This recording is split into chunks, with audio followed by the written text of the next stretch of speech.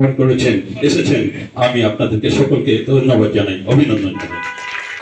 বন্ধুরা আমার, বাংলাদেশ জাতীয়তাবাদী দল দক্ষিণ এশিয়ার একটি সবচেয়ে জনপ্রিয় দল, বৃহৎ দল। এই দলটি কেন এত জনপ্রিয় হলো, কেন স্বল্প সময়ের মধ্যে বাংলাদেশে একটি বৃহৎ দলে পরিণত হলো, এটি ভাবতে হবে। এই দলের যিনি প্রতিষ্ঠাতা, আজকের এই দিনে আমি শ্রদ্ধা ভরে স্মরণ করি শহীদ প্রেসিডেন্ট জিয়াউর রহমান এবং মুক্তিযোদ্ধা, এবং তার রুহের মাগফিরাত কামনা করছি।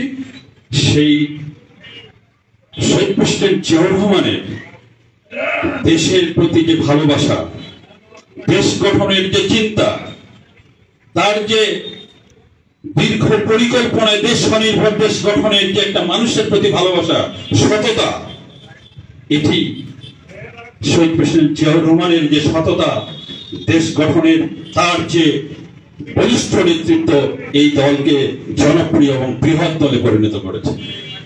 তা আমি ধন্যবাদ জানাই যে আগামী দিনে আমরা দীর্ঘদিন নির্যাতিত, নিপীড়িত, আমরা 19 অগাস্টে আমাদের আগামী দিনের নেতা তারেক রহমান উনি আলোচনায় বলেছিলেন যে নেতৃবৃন্দ, আপনারা দীর্ঘদিন জেল জুলুম খেটেছেন, আপনাদের পরিবার নির্যাতিত, আমি জানি আপনাদের অনেক দুঃখ আছে, কষ্ট আছে, কিন্তু একটু ভেবে দেখেন তো, 18 বছর আগে আমাকে শারীরিক ভাবে যেভাবে প্রহার করে বিদেশে বিতরণ পাঠিয়ে দিয়েছিল, আমি 6 মাস আমি ঠিক মতো হাঁটতে পারিনি।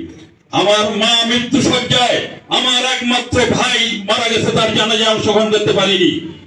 তাহলে প্রশ্ন ছুড়ে দিল, আপনাদের চেয়ে আমি এবং আমার পরিবার কি বেশি নির্যাতিত না?